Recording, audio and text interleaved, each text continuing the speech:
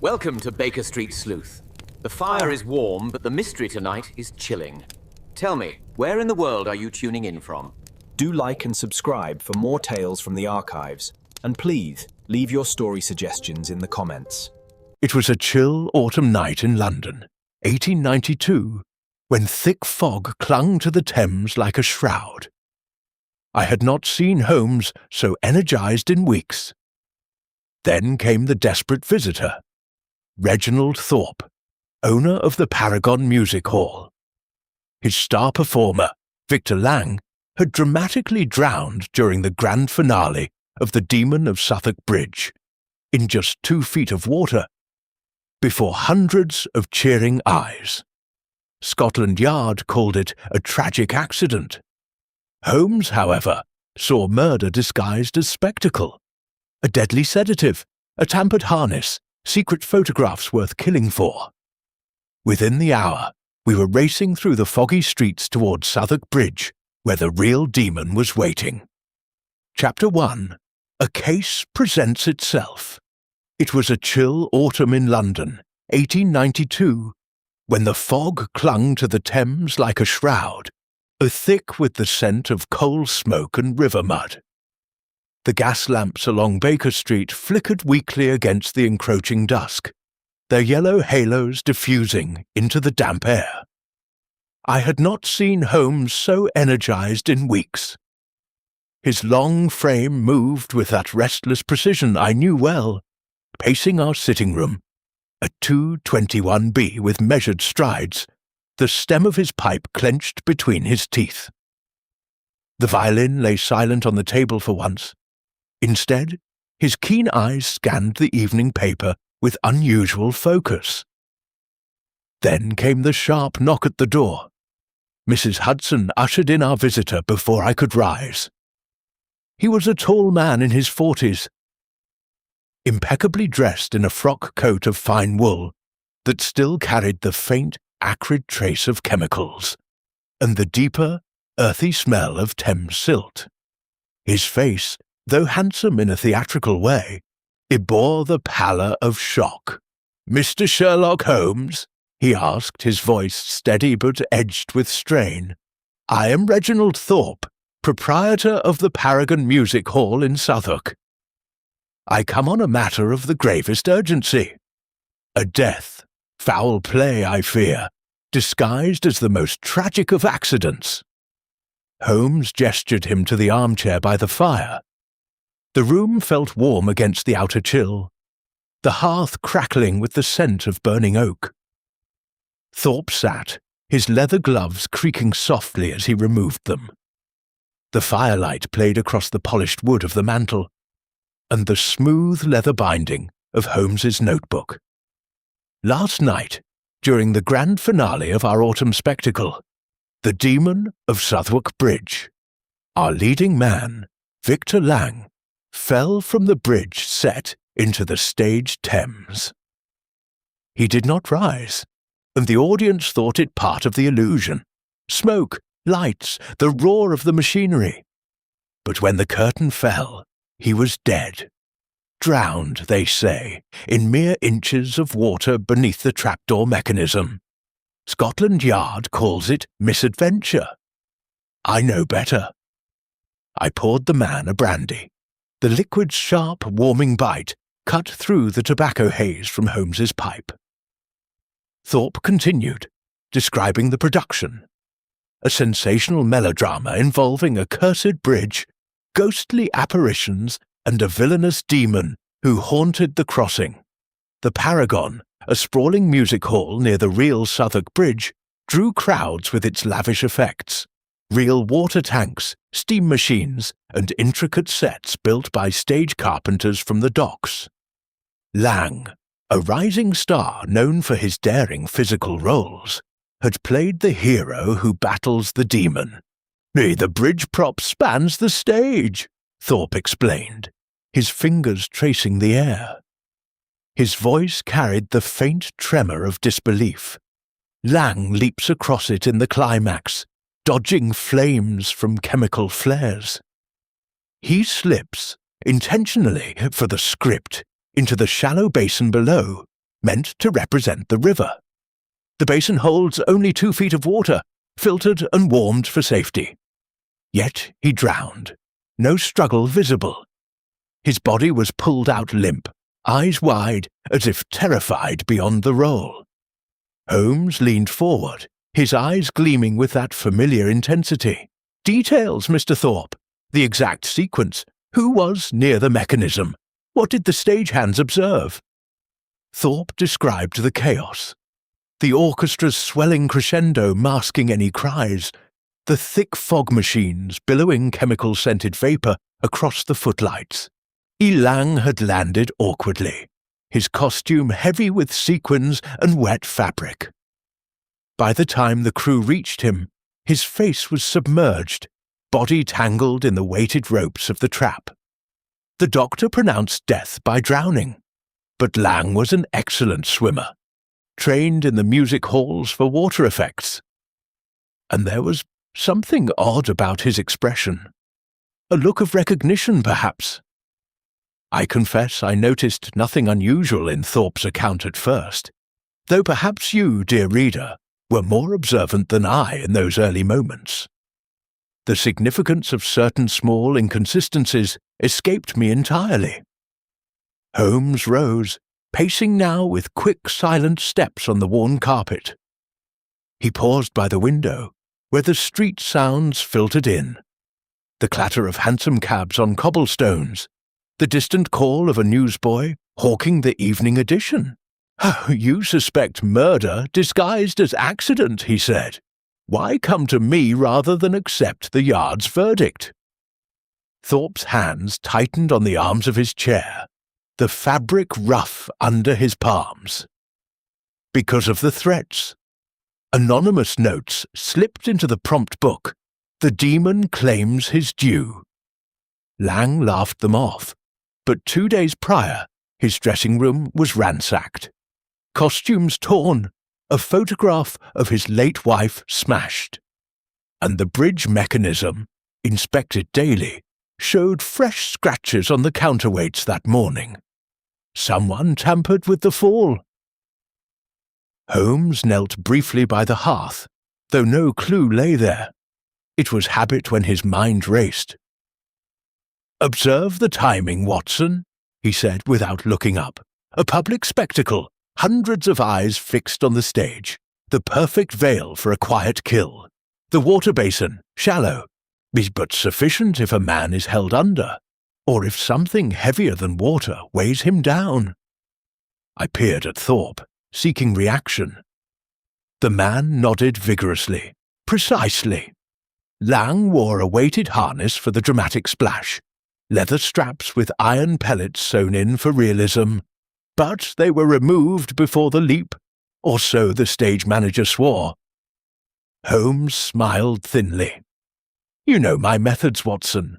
When you eliminate the impossible, what remains, however improbable, must be the truth. Here, the impossible is simple drowning in controlled conditions without aid. The remainder points to intervention, human, deliberate." He referenced the past affair briefly, in that easy conversational tone. "It reminds me of the case of the vanishing juggler at the Alhambra in '87.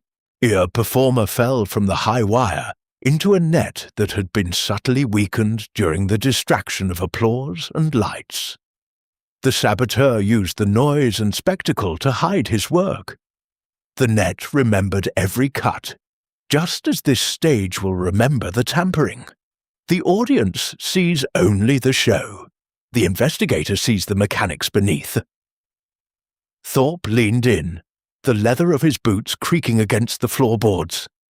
"Then you will take the case." Holmes nodded once. "We shall. Within the hour, Watson, we head to Southwark." The hansom cab rattled through the streets, wheels splashing over wet cobbles, the horse's breath visible in the cooling air. The smell of the city shifted as we crossed the river, from the cleaner sharpness of the West End to the heavier briny tang of the Thames, mingled with coal dust from passing barges and the faint sour note of fish markets closing for the night. Big Ben tolled distantly, its deep resonance cutting through the fog. At the Paragon Music Hall, the building loomed like a gilded beast, its facade plastered with playbills fluttering in the breeze. Inside, the air was thick with the residue of the previous night's performance. Stale beer from the bars, the buttery scent of grease paint, and the metallic tang of stage machinery oil. Sawdust scattered on the floors crunched underfoot, rough and absorbent. The temperature dropped noticeably in the wings, where drafts from the riverfront doors carried in the chill. Stage hands milled about, their voices low and grumbling, tools clanging against iron frameworks, and the bridge set dominated the stage. A massive wooden and canvas construction arched over a shallow tank lined with dark canvas to mimic the Thames depths. The water within rippled faintly under gaslight, its surface cool to the touch when I dipped a finger. The smell of damp wood and stagnant water rose sharply. Thorpe introduced us to the key figures. Elias Crowe, the burly stage manager, smelled of sweat and cheap tobacco. Lila Voss, the leading lady, carried a heavy floral perfume with vanilla undertones.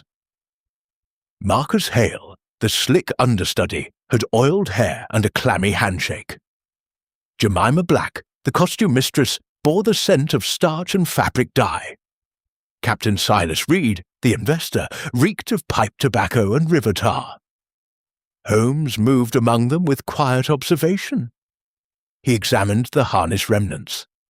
Heavy leather straps, still slick with residual water. The iron weights attached in places.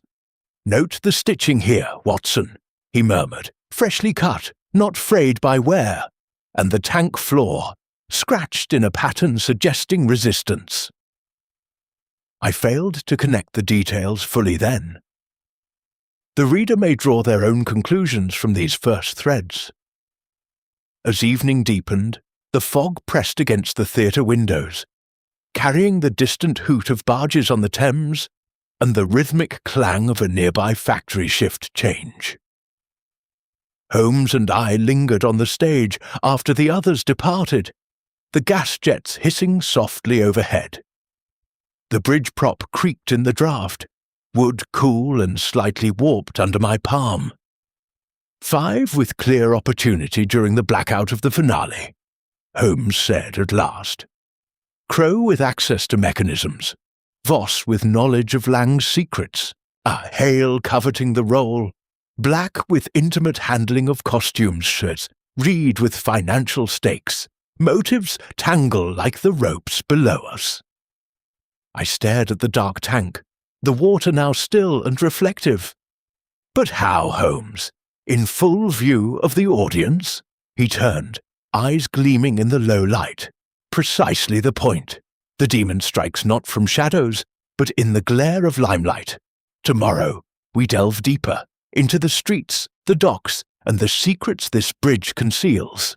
The mystery pulled us forward into the night, questions swirling like the fog itself. What hidden hand had turned spectacle into tragedy?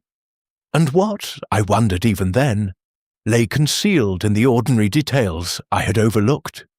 Chapter 2. Into London's streets. The following morning dawned grey and raw, with a biting wind off the river that carried the sharp.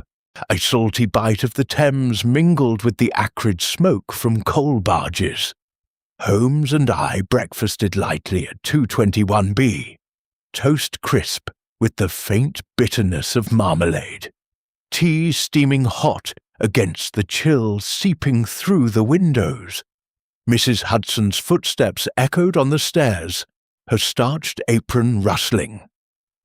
Holmes, pipe in hand, reviewed his notes, the paper crackling under his long fingers.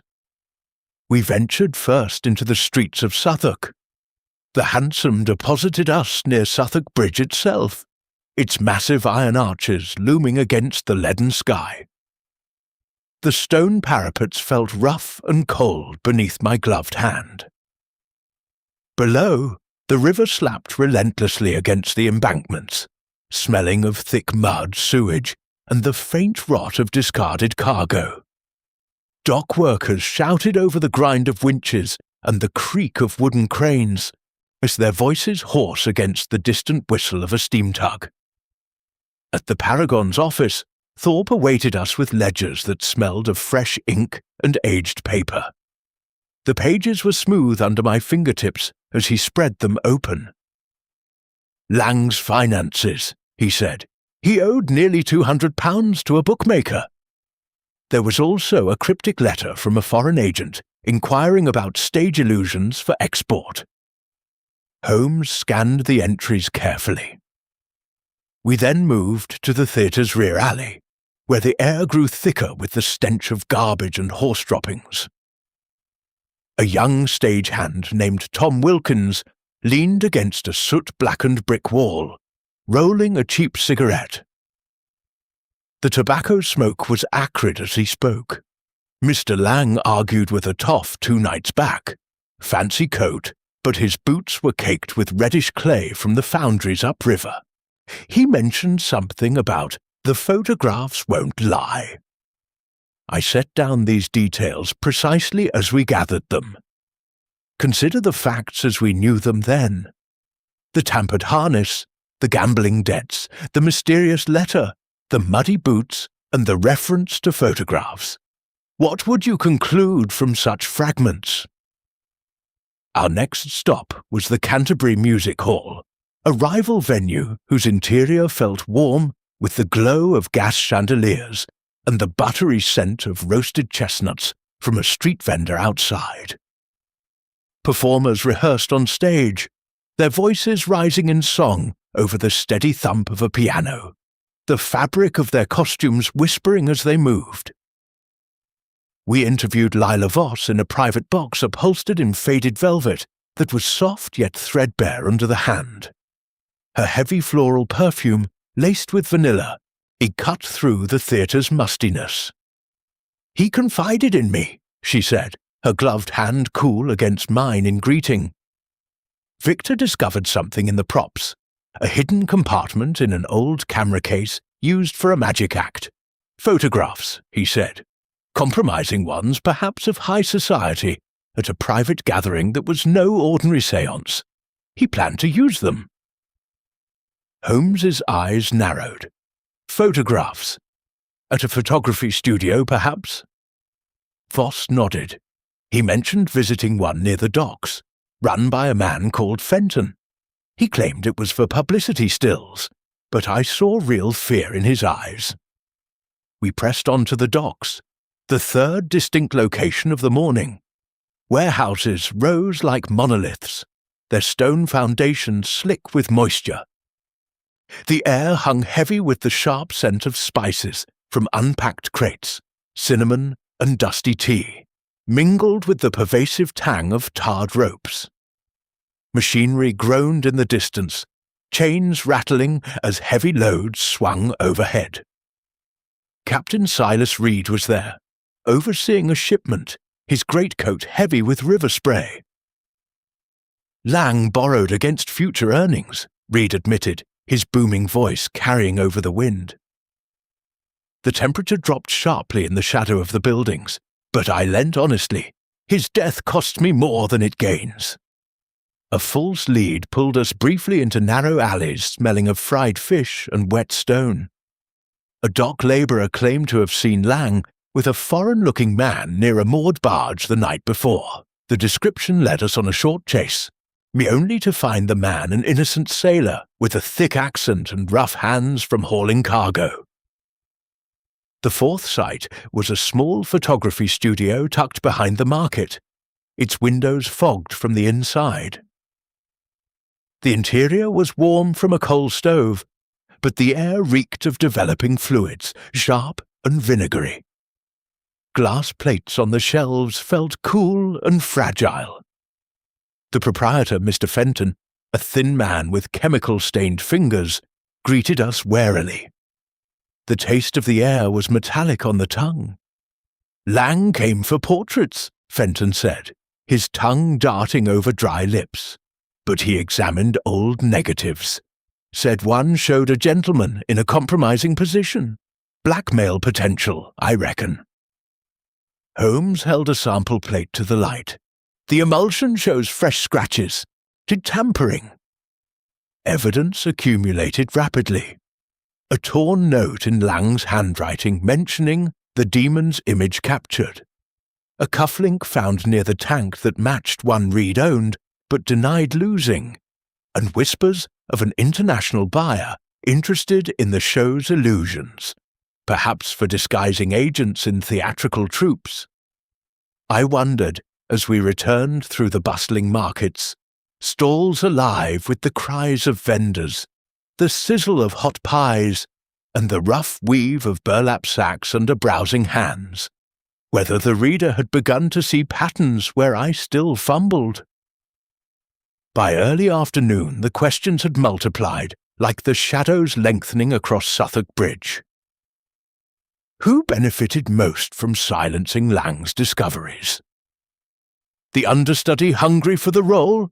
The investor protecting his secrets? Or some shadow from the criminal underworld tied to those photographs? The net of suspicion tightened, yet the full truth remained veiled in the river mists. Chapter 3. Deeper Waters. We returned to the Paragon that same afternoon. As the light began to fade, the theatre's interior noticeably cooler, with draughts carrying the faint briny scent of the nearby Thames through cracked windows. The stage tank had been drained partially for inspection, leaving the dark canvas lining damp and textured with residue. The air hung heavy with the musty smell of standing water, mixed with machine oil and old sawdust. Holmes circled the massive bridge props slowly, his boots echoing on the wooden boards that felt slightly warped and cool underfoot. Significant evidence came to light when a stagehand pried loose a small panel beneath the trapdoor. Wedged inside the mechanism lay a small glass vial, empty but still stoppered with cork that bore traces of a sharp herbal scent, bitter yet chemical, quite unlike any common poison. Holmes lifted it carefully, turning it to the gaslight. Not poison in the usual sense, he murmured, but a sedative strong enough to dull resistance, likely introduced through a hidden pin or needle in the harness. He knelt beside the counterweights, his lens pressed close. Observe these scratches, Watson. Parallel marks from a tool with a distinctive tooth pattern, common in dockside forges, not in theatre workshops. The metal still feels faintly oily from recent handling. His reasoning unfolded naturally as we stood there, the distant hum of street traffic filtering through the walls. The victim was subdued moments before the fall, just enough to prevent any real struggle, but not enough to kill outright. Then he was held under in the shallow water during the confusion of lights, smoke, and orchestral crescendo. The audience saw thrilling drama. The killer saw perfect cover. It reminds me, he added in that easy conversational tone, of the warehouse fire case in '85. A merchant was overcome by slow-release fumes in a storeroom during a staged blaze. The perpetrator used the noise and flames to mask his work, arranging the scene so the death looked accidental. Much like here, the mechanics of spectacle hid the human hand. The body always betrays its final moments through small signs: relaxed limbs where panic should have stiffened them, pupils still dilated even after death. Complications arose almost immediately. A breathless runner arrived with a telegram for Thorpe. Another anonymous note reading, "The demon claims another if the show continues." At the same time, we learned that understudy Marcus Hale had been seen arguing heatedly with a stranger near the riverfront earlier that day. Their voices had been lost in the clatter of carts, but the gestures were violent. I did not understand then, though I fancy some readers have already guessed the deeper connection between the photographs and the bridge's so-called demon. Holmes pressed the stagehands further in the prop room, where the temperature rose noticeably from several lit braziers. The air grew thick with the smell of heated metal and fresh varnish. Jemima Black sorted through bolts of fabric, the silk smooth and cool despite the warmth. Lang found a negative that showed Reed meeting with foreign-looking men, she said, her voice carrying the lilt of the East End. He boasted of selling it for a tidy sum, discussing secrets, perhaps from the embassies. Later, at a riverside public house, we confronted Captain Silas Reed. The interior was warm and smoky with the scent of pipes and spilled ale. The taste of the warm bitter on my tongue was sharp. Reed's broad hands, rough like sandpaper, clenched his mug tightly. "Lies meant to ruin me," he rumbled. "I put honest money into this production."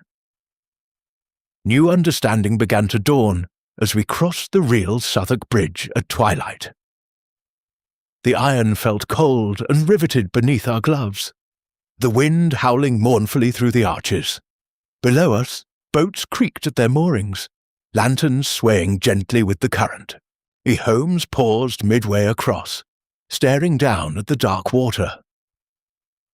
"The bridge is key," he said quietly, "not merely the prop on stage.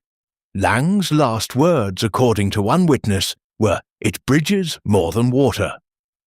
The pieces hinted at a dangerous blend of theatrical blackmail and international intrigue, a stolen image or document valuable enough to kill for. Yet false trails still abounded. A rival theatre owner with gambling ties to Lang, and a dismissed carpenter nursing a long grudge. As full night fell, the gas lamps along the embankment hissed softly to life, their light reflecting on the black river. The chill deepened, pressing through our coats. A new lead pulled us toward the fringes of the criminal underworld, where whispers spoke of photographs that could topple more than one reputation. The truth felt closer now, hidden somewhere in the mechanics of spectacle and the shadows beneath the bridge. Yet much remained veiled, and I could not shake the feeling that we had only begun to see the full shape of the demon. Chapter 4. Shadows and Suspicions. The days that followed were filled with a restless energy that took us across 5 distinct corners of Southwark and beyond. Tension built steadily as we scrutinized each suspect in turn, chasing leads that seemed promising only to dissolve into frustrating false trails. Our first stop was the foggy cemetery on the edge of Southwark, where Victor Lang was to be buried. The ground was soft and muddy underfoot, heavy with the rich smell of wet earth and decaying autumn leaves. A cold drizzle fell, making the gravestones slick and the air taste faintly metallic, but we observed the mourners from a respectful distance. Lila Voss wept convincingly into a lace handkerchief scented with lavender, her shoulders trembling beneath a black silk shawl that rustled softly. Marcus Hale lingered too long by the open grave, his polished shoes caked with that same reddish clay we had heard about earlier. His face showed sorrow, but his eyes kept darting toward the path as if expecting someone. From the cemetery, we moved to a noisy foundry on the river's northern bank, the second location. The din of machinery pounded in our ears, hammers striking metal, bellows roaring, chains rattling overhead. Heat radiated from the forges, making sweat bead on our foreheads despite the outer chill. The air tasted of iron filings and coal dust. A sweating worker with calloused hands recalled selling a custom prying tool with a distinctive tooth pattern to a man who matched Elias Crow's burly build and gruff manner. "Paid cash, didn't say much," the man shouted over the noise. Looked like he knew his way around heavy weights. The third scene took us to a crowded music hall bar near the Canterbury, warm and noisy with raucous laughter and the constant clink of glasses. The scent of spilled gin and fresh sawdust rose from the floor, mixing with pipe smoke. Captain Silas Reed sat at a corner table, his heavy wool greatcoat damp at the hems.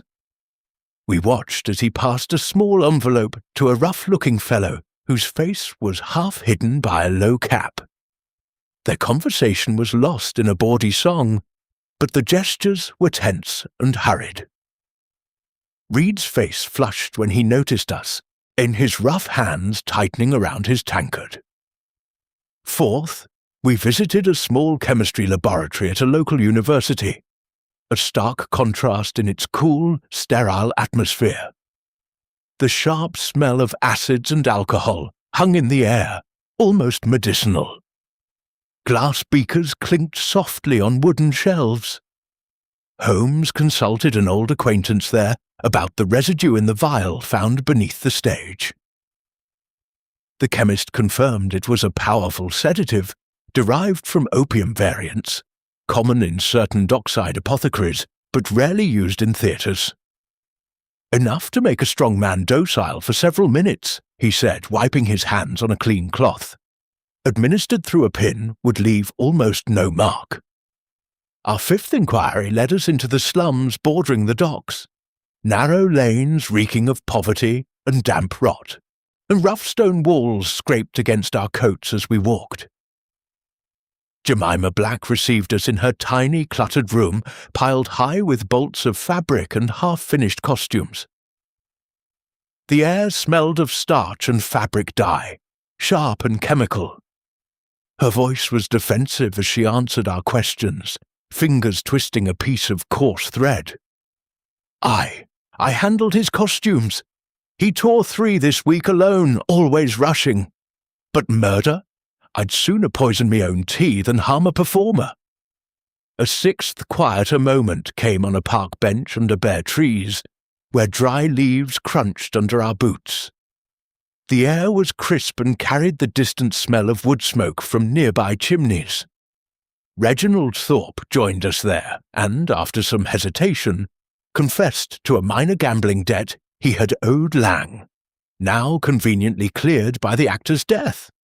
His hands trembled slightly as he spoke, the wool of his coat rough against the wooden slats. False leads multiplied at every turn. Evidence seemed at first to point squarely at Hale, the ambitious understudy, then swung toward Reed when the cufflink reappeared in testimony. Crow's tool purchase looked damning until a stagehand provided him a partial alibi involving a broken steam valve. Black's sharp tongue suggested motive, yet her devotion to the company appeared genuine. Even Thorpe's confession felt too convenient. A red herring that wasted precious hours. 3 men had stood with clear opportunity during the finale's blackout. 3 carried motives tied to money, secrets, or ambition. Which would you suspect first, I wondered in the quiet moments between interviews. I confess I was pulled in several directions at once. Perhaps you, dear reader, fared better at sorting the threads. The net of suspicion drew tighter around the entire troop, yet every promising path seemed to end in shadow. As evening fell once more, with the gas lamps hissing to life along the embankment and the Thames murmuring darkly below, Holmes and I stood again near Southwark Bridge. The iron felt cold beneath our hands, the wind carrying the briny river scent and the distant clang of a factory bell. "Each suspect hides something," Holmes said quietly, his eyes gleaming in the lamplight. "But the demon we seek is clever enough to hide his true face behind the glare of the footlights." Tension hung heavy in the air. The pieces were shifting, and I could feel the investigation closing in, even if the final shape of the truth still eluded me. On Chapter 5, The Pursuit, a sharp tip reached us at dusk via a street urchin whose bare feet slapped against the wet cobblestones. The boy's message was brief and urgent. A man matching the description of Reed's rough associate had been seen slipping into an abandoned warehouse near the Thames docks. Holmes's eyes gleamed with sudden focus. "The game quickens, Watson. Come." We hurried through the darkening streets, the air thick with the briny tang of the river and the sour smell of low tide. Gas lamps flickered weakly, casting long shadows on the slick pavement. The temperature had dropped sharply, our breath visible in the chill as we approached the warehouse district. Wooden planks creaked under our boots, and the distant hoot of a barge horn echoed across the water. The warehouse loomed ahead, its stone walls cold and damp to the touch, reeking of tar, rotting rope, and stale fish.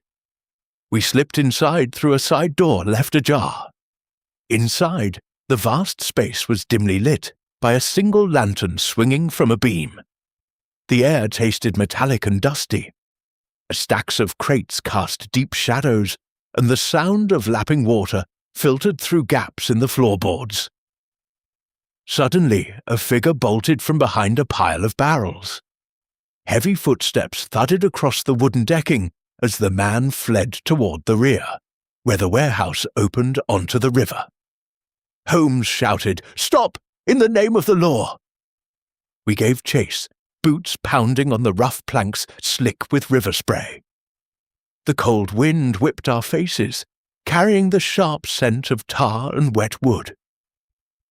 The suspect leapt onto a moored barge, its deck slippery with algae and rope. I slipped once, and my hand scraping against coarse hemp that burned my palm.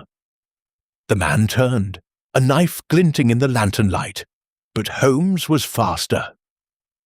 He seized a swinging chain and used its momentum to close the distance. A brief struggle ensued, grunts, the thud of fists on fabric, the clang of metal as the knife skittered across the deck. I tackled the man from behind, feeling the rough texture of his wool jacket and the heavy muscle beneath. Together we pinned him down on the cold, damp planks as the barge rocked gently beneath us. Breathing hard, Holmes searched the man's satchel. Inside were copies of the compromising photographs. The images, developed on glossy paper that felt slick under my fingers, showed Captain Reed in secret conversation with two foreign-looking men near the real Southwark Bridge. One clear shot captured Victor Lang partially hidden behind a crate, watching the exchange. In the background, papers changed hands. Documents that appeared to be dock manifests and shipping schedules. Holmes held one photograph to the lantern light. "Here is the heart of it, Watson. The demon is no supernatural creature, but a code for this very bridge, used as a discreet meeting point for smuggling sensitive information." Lang photographed the exchange, intending to blackmail Reed. The sedative vial matches the type sold in dockside apothecaries frequented by Reed's circle. The harness was rigged with a hidden pin to deliver the drug during the leap, rendering Lang docile enough to be held under in the shallow tank while the stage lights and smoke provided cover. It echoes the case of the embassy cipher some years ago. Holmes continued conversationally as we secured the prisoner. A theatrical troupe was used to smuggle coded messages in costume trunks and prop cases. The stage provided the perfect distraction, much as the music hall spectacle masked this murder. The mechanics of performance hide many sins. The stakes rose sharply when the captured man, a hired thug named Garrick, gasped out a confession between swollen lips. Reed wanted Lang silenced, but there's more. Thorpe knew about the photographs too. He was supposed to be the next target if the show continued. I admit I was lost amid the chaos of the pursuit and the rapid revelations. The connections swirled like the river current. Photographs, sedatives, foreign agents, theatrical blackmail. Were you clearer on how they link together, dear reader? I confess the full pattern still eluded me in the heat of the moment. We raced back toward the Paragon through the foggy streets, the horses' hooves clattering on cobblestones, the cold night air stinging our faces. The city lights reflected on the black water of the Thames like scattered diamonds. Resolution felt closer now, yet danger still lurked in the shadows beneath Southwark Bridge. The demon had been provoked, and I feared what it might do before the night was through. Chapter 6. The Past Speaks. The captured thug Garrick proved more cooperative, once safely in custody, at a quiet Scotland Yard annex near the river. The small room smelled of stale tobacco, damp stone, and the faint metallic tang of the iron cuffs on his wrists. A single gas lamp hissed overhead, casting harsh shadows on the rough wooden table. Outside, the Thames lapped steadily against the embankment, its briny scent drifting through a cracked window, along with the distant clang of a night shift bell from a nearby factory. Captain Silas Reed's criminal past emerged in layers during the long interrogation. Garrick, nursing a split lip that tasted of blood and cheap gin, spoke reluctantly at first.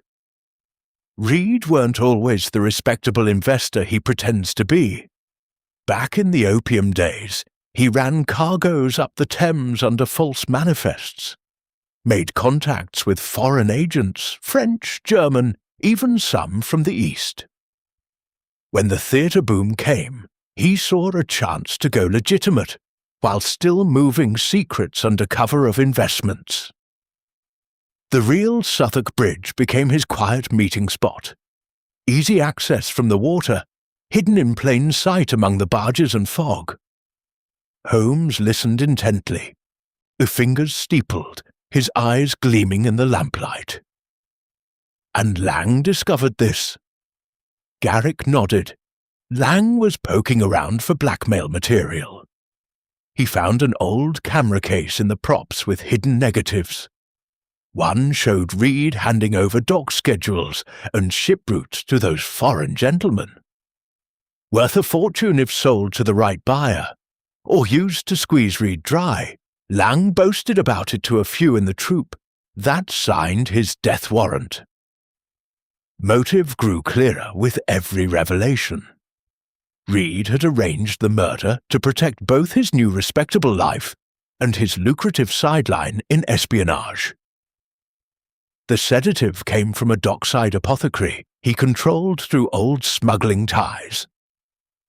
The harness pin was a simple but deadly modification, delivered during the scripted leap, rendering Lang helpless in the shallow tank, while the demon figure, Reed himself, slipping backstage in partial costume during the blackout, ensured the actor stayed submerged long enough to drown. Connections began to form as we pieced the puzzle together back at the Paragon later that night. The theatre felt colder now, empty of its usual crowds. The bridge prop loomed silently over the drained tank, its wood cool and slightly warped under my palm. The air still carried the faint musty smell of stagnant water, mixed with grease paint and old rope. Marcus Hale, the understudy, was Reed's illegitimate son, kept secret but promised the leading role in exchange for silence and occasional help. Elias Crowe, the stage manager, owed heavy gambling debts to Reed's old bookmaking ring. Loosening the safety latch had been his price for debt relief. Jemima Black had developed the incriminating photographs in secret, believing they were merely for a private magic act until Lang started asking dangerous questions.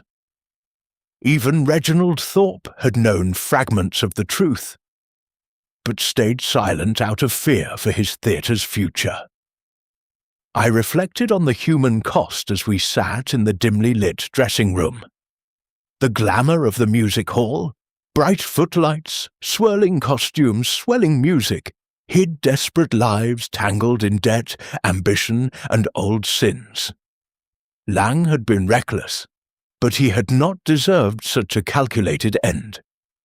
The scents of lavender perfume, cheap tobacco, and river tar still lingered in my memory from our earlier interviews, each one a thread in this darker tapestry. The signs were there all along, in hindsight, and the reddish clay on boots that spoke of dockside forges rather than Mayfair clubs. The fresh cuts on the harness stitching, the cryptic notes about the demon claiming his due. The photographs hidden in plain sight among theatrical props. We should have known earlier. The bridge itself had been trying to tell us its secret from the very beginning. As midnight approached, the distant hoot of barges on the Thames mixed with the soft creak of the theatre's wooden beams settling in the cold. Holmes paced slowly, the floorboards groaning under his measured steps. The pieces were connecting at last, forming a clear and ugly picture of greed, betrayal, and murder disguised as theatrical tragedy. Tomorrow would bring confrontation. Reed and his accomplices had woven their web cleverly, using the glare of limelight to hide their crimes. But the truth, once fully illuminated, would end the demon's reign over Southwark Bridge. Chapter 7. The Truth Emerges. The confrontation came the following evening, inside the darkened Paragon Music Hall. We arranged for a closed rehearsal under the pretense of testing new safety measures. Gas jets hissed softly overhead, casting a yellowish glow across the stage while leaving the wings in deep shadow. The air carried the familiar mix of stale grease paint, machine oil, and the faint briny scent drifting from the Thames. The bridge prop arched silently over the now empty tank, its wooden beams cool and slightly warped beneath my hand. Captain Silas Reed arrived first, his heavy wool greatcoat still damp from river mist, reeking of pipe tobacco and tar. Lila Voss and Marcus Hale followed, then Elias Crowe and Jemima Black. Reginald Thorpe stood nervously near the prompt box, his fine frock coat creaking as he shifted. Holmes had asked Lestrade to wait outside with 2 constables, ready at the first signal. Reed settled into a chair with a confident grunt. "What's all this about, Holmes? Another wild theory?" Holmes stepped into the pool of light, his tall frame casting a long shadow. "Not a theory, Captain. A certainty. Victor Lang was murdered, subdued with a sedative delivered through a hidden pin in his harness, then deliberately held under in the shallow tank while the audience cheered the spectacle. The killer used the blackout, the smoke, and the orchestral roar as perfect cover." Reed's face tightened, but he forced a laugh. "Ridiculous. The Yard called it an accident. Only because they missed the fresh cuts on the harness and the vial hidden beneath the trap," Holmes replied calmly. He produced one of the recovered photographs, holding the glossy paper so the gaslight caught the image. "Lang photographed you on the real Southwark Bridge, handing sensitive dock manifests and shipping schedules to foreign agents. He planned to blackmail you.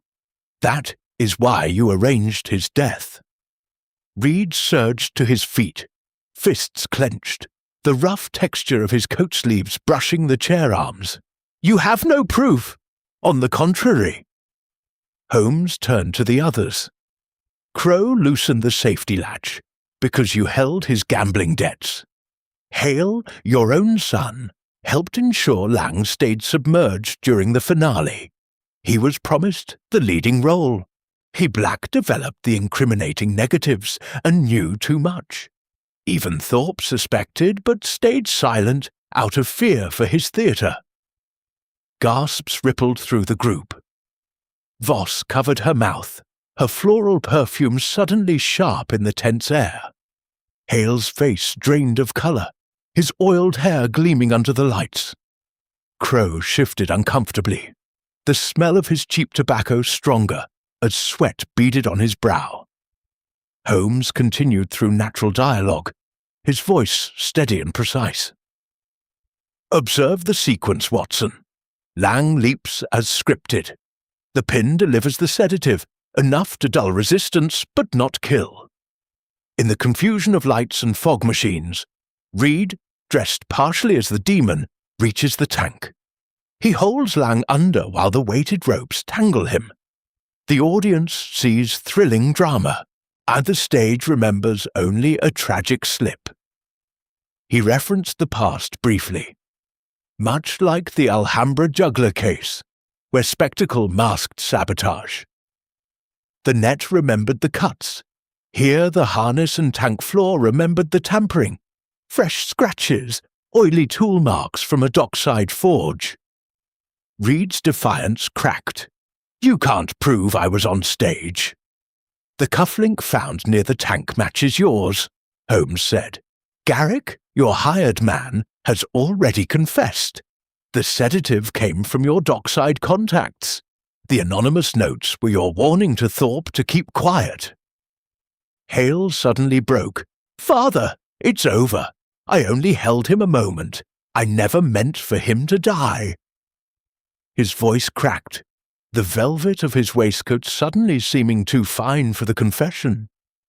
Crow muttered curses, his calloused hands trembling. Black stared at the floor, the fabric dye still staining her fingers. Thorpe looked ill, the leather of his gloves creaking as he gripped the prompt box. Lestrade entered with the constables, boots thudding on the wooden stage.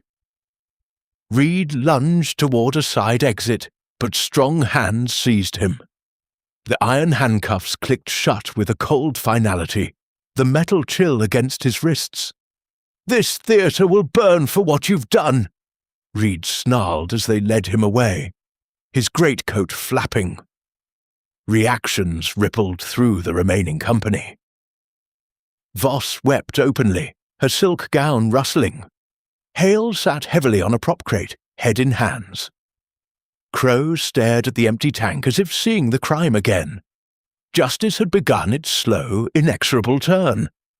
Holmes saw the truth immediately that night on the bridge prop. I wonder how many of you saw it too. Dear reader, the way the demon was never supernatural, but a man using the glare of limelight to hide his crimes. The signs had been there in the mud-stained boots, the tampered harness, the compromising photographs. Nothing in my long association with Holmes prepared me for the cold calculation behind such a public murder. As the gas jets were turned lower and the theatre fell into deeper shadow, the truth stood fully revealed, darker than any of us had expected. The demon of Southwark Bridge had been exposed at last. Chapter 8. Justice. The arrest of Captain Silas Reed unfolded dramatically on the stage of the Paragon Music Hall, the gas jets still hissing softly overhead. Two sturdy constables gripped his arms as Lestrade snapped the cold iron handcuffs shut around his wrists. Reed's heavy wool greatcoat, he still damp with river mist and reeking of pipe tobacco and tar, flapped as he struggled briefly. "You'll regret this, Holmes," he snarled, his voice echoing off the wooden beams. "This theatre will pay for what you've done tonight." The iron felt icy against his skin, a sharp contrast to the warm residue of stage lights that still lingered in the air. Lila Voss stood frozen, her silk gown rustling with each shallow breath, the heavy floral scent of her perfume now mixed with the sharp tang of fear sweat. Marcus Hale collapsed onto a prop crate, his velvet waistcoat creased, face buried in his hands as quiet sobs escaped him. Elias Crow stared at the empty tank, his calloused hands clenched. the smell of his cheap tobacco stronger, as beads of sweat rolled down his neck, with Jemima Black twisted a scrap of dyed fabric between her ink-stained fingers. Her East End voice reduced to a whisper. I never wanted any of this. Reginald Thorpe leaned heavily against the prompt box, the leather of his gloves creaking as he gripped the edge, his face pale in the yellowish light. The entire theatre seemed to hold its breath. The distant lapping of the Thames and the faint clang of a night shift factory bell filtering through the walls like a sombre accompaniment. Lestrade wasted no time. Silas Reed, you are under arrest for the murder of Victor Lang, conspiracy to commit blackmail, and related offences. The rest of you will be questioned at the yard. The constables marched Reed toward the side exit, his boots thudding heavily on the stage boards. As they passed the bridge prop, Reed twisted one last time, eyes blazing with defiance. Lang got what he deserved, sticking his nose into business that wasn't his. Those photographs could have ruined everything I built. Outside, the night air was sharply colder, the fog thick with the briny scent of the river and coal smoke from passing barges. A police van waited, its horses stamping restlessly on the wet cobblestones, their breath visible in the chill. Reed was bundled inside, still cursing as the doors slammed shut. The van rattled away toward Bow Street, wheels splashing through puddles, the sound fading into the London night. Back inside the theatre, the reactions continued to unfold. Voss sank into a chair, dabbing her eyes with a lavender-scented handkerchief. Victor was difficult, but he didn't deserve to die like that, in front of all those people, as turned into part of the show. Hale lifted his head, eyes red. I only wanted the role. I never thought father would go so far. Crow muttered under his breath, wiping his brow with a coarse cloth that smelled of sweat and machine oil. Black remained silent, staring at the floor where sawdust still clung to the boards. Holmes addressed the remaining questions with his usual clarity as we gathered in the wings. The demon had been Reed himself, slipping backstage in partial costume during the finale's blackout to ensure Lang stayed submerged. The sedative pin in the harness had been the key, delivered at the moment of the scripted leap. The weighted ropes had done the rest, tangling the helpless actor in shallow water, while the audience applauded what they believed was brilliant theatre, and the photographs proved the motive. Reed's ongoing espionage activities using the bridge as a discreet rendezvous point for foreign agents seeking British dock secrets. Thorpe finally spoke, his voice hoarse. I suspected something was wrong when the notes began appearing, but I never imagined Reed was behind it all. The show must go on, I suppose, but not like this. The impact on the others was immediate and profound. The troupe faced uncertainty, performances halted while the theatre was examined, reputations tarnished by association. Yet justice had begun its work. Lestrade promised thorough questioning, but Holmes had already made it clear that Hale, Crow, and Black bore lesser guilt, complicity through fear or debt rather than direct orchestration. Thorpe, though frightened, had not actively participated. Nothing in my experience prepared me for Holmes's revelation of the full betrayal that night. The cold calculation of turning a public spectacle into a private execution, using the very lights and machinery meant for entertainment to conceal murder, left a chill deeper than the river fog. The demon had not come from supernatural shadows, but from human greed, hidden in plain sight amid the glamour of the music hall. As the gas jets were gradually lowered and the paragon fell into deeper shadow, the consequences continued to unfold. Reed would face the full weight of the law, his smuggling past and espionage ties exposed. The company would need time to heal, to decide whether the stage could ever feel safe again. Outside, the Thames flowed on indifferently, its dark waters carrying away the echoes of the night's events. The order had not yet been fully restored, but the first steps toward justice had been taken in the cold, fog-laden air of Southwark. Chapter 9. Restoration. The legal proceedings moved with surprising swiftness for a case that had begun in the glare of footlights and ended in shadows. 3 weeks after Reed's arrest, the Old Bailey courtroom felt cold and formal. Its heavy oak benches polished smooth by generations of hands, the air thick with the scent of beeswax, old paper, and the faint musty odour of barristers' robes. Gas lamps burned steadily, casting a steady yellowish light that did little to warm the stone floors. Outside, a light drizzle fell on London, the rain carrying the clean, sharp smell of wet stone and distant river mud. Reed stood in the dock, his once imposing frame diminished in prison grey. His greatcoat and fine boots had been replaced by coarse fabric that scratched against his skin. The judge's voice rang out clearly as the verdict was delivered. Guilty of murder, conspiracy, and espionage-related offences. Reed received a sentence of life transportation, his face twisting in rage as the gavel struck. "The demon will have the last laugh yet," he shouted before being led away, the iron chains clinking coldly against the stone. The lesser charges against the others were handled more quietly in separate sessions. Marcus Hale received a suspended sentence for his complicity in the final moments, the court taking into account his youth and the pressure from his father.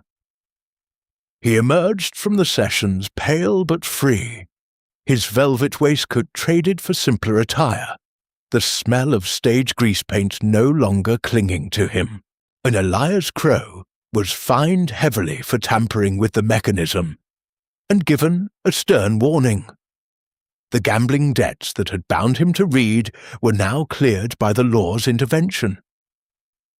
Jemima Black faced no formal charges after it was proven she had acted under duress and had no direct knowledge of the murder plan.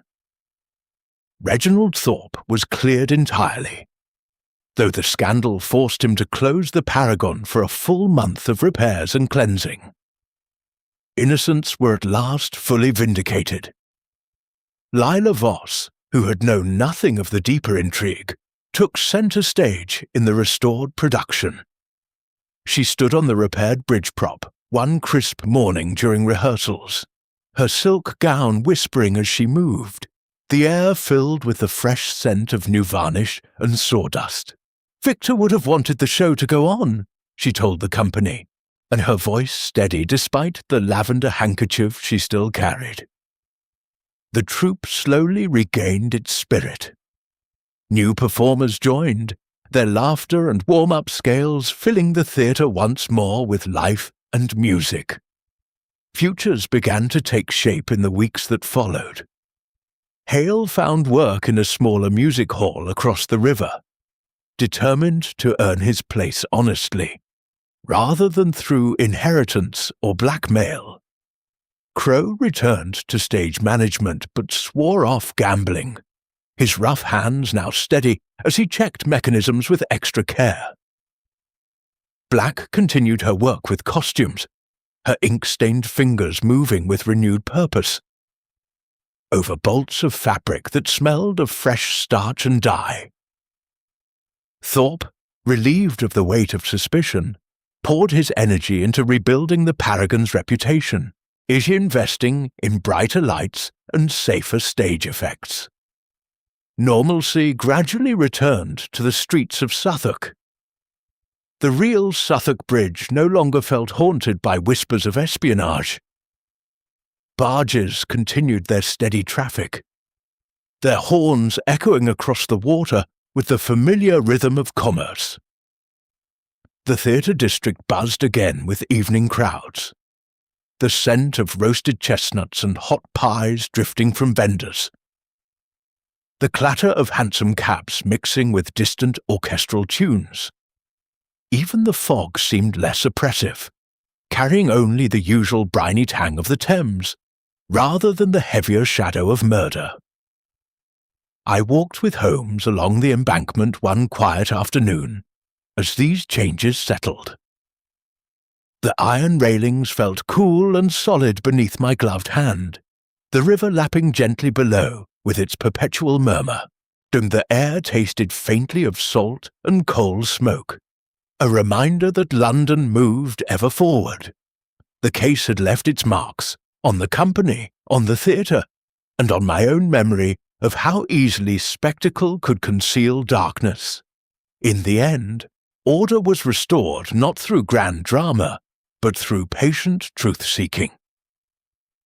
The demon of Southwark Bridge had been banished, its power revealed as nothing more than human greed dressed in theatrical costume. The stage could shine again, free from the shadow that had fallen across it that fateful autumn night.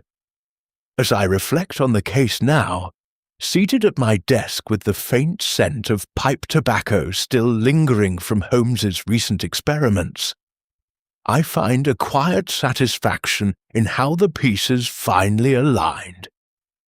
Justice, though sometimes slow, had worked its restoration in its own measured way. Chapter 10. Baker Street Reflections. The fire crackled warmly in the grate at 221B Baker Street, filling the familiar sitting room, with the comforting scent of burning oak and the faint, sweet undertone of Holmes's shag tobacco.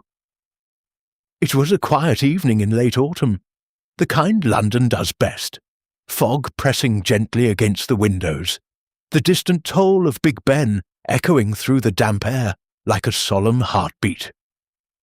I sat in my usual armchair, a glass of brandy warming in my hand, its rich, mellow taste cutting pleasantly through the slight chill that always seemed to linger in the corners of the room despite the hearth. Holmes stood by the mantelpiece, violin tucked under his chin, drawing long, melancholy notes from the strings. The bow moved with effortless grace, the resinous scent of rosin mixing with the tobacco smoke, and he had been playing for nearly an hour, a sure sign that the case had settled fully into his mind, and he was ready to let it rest. The melody finally faded, and he laid the instrument gently on the table, the polished wood gleaming in the firelight. "An interesting affair, Watson," he said, sinking into his chair and reaching for his pipe. "The demon of Southwark Bridge. Murder disguised as spectacle. Espionage hidden behind grease paint and footlights. Few cases have blended the theatrical and the criminal quite so neatly." I nodded, swirling the brandy in my glass. The photographs were the key, were they not? Lang's discovery on the real bridge exposed Reed's double life. Precisely. Holmes lit his pipe, the flame flaring briefly before settling into a steady glow. Reed used the music hall as cover for his old smuggling network, and the bridge served as both literal and symbolic meeting point. Easy access from the water, hidden in the constant traffic of barges and fog. Lang's ambition to blackmail him sealed his fate. The sedative pin in the harness, the staged accident during the finale, the anonymous notes to keep Thorpe compliant. It was all engineered with cold precision. We spoke at length of the aftermath. Reed had been transported to begin his sentence, his empire of secrets dismantled by the evidence we uncovered. Hale was rebuilding his career honestly in a smaller venue, free from his father's shadow. Voss had taken the lead role to great acclaim, her performances drawing larger crowds than ever, as if the public sensed the theatre had been cleansed. Crow and Black continued their work with quiet diligence, the company slowly healing, for Thorpe had reopened the Paragon to positive reviews, the new safety mechanisms, and brighter lighting. A subtle memorial to Victor Lang. The river keeps many secrets, I observed, staring into the flames, but this one surfaced in the end. Holmes smiled faintly, eyes gleaming with that familiar satisfaction. The stage is a powerful illusion, Watson. It can make the impossible seem real, and the real seem impossible.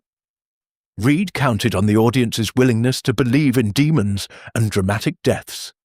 He forgot that truth has a way of cutting through even the thickest theatrical fog. As we reflected, a late edition of the evening paper arrived, carried up by Mrs. Hudson with her usual quiet efficiency. The headline confirmed the final legal outcomes.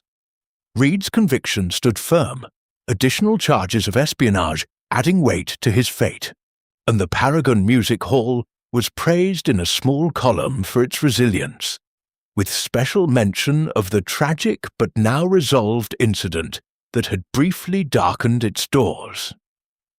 London, ever pragmatic, had already begun to move on, the story fading into the city's endless tapestry of crime and redemption. Broader thoughts filled the quiet hours that followed. This case had shown me once again how thin the line can be between entertainment and darkness in our great city. The music halls, with their bright lights, swirling costumes and swelling orchestras, offered escape to thousands. Yet behind the scenes, debt, ambition, and old sins could fester.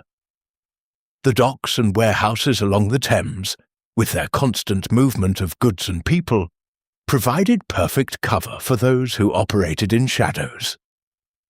Southwark Bridge itself, a sturdy and unassuming by day, became something altogether more sinister at night, when fog and secrecy took hold.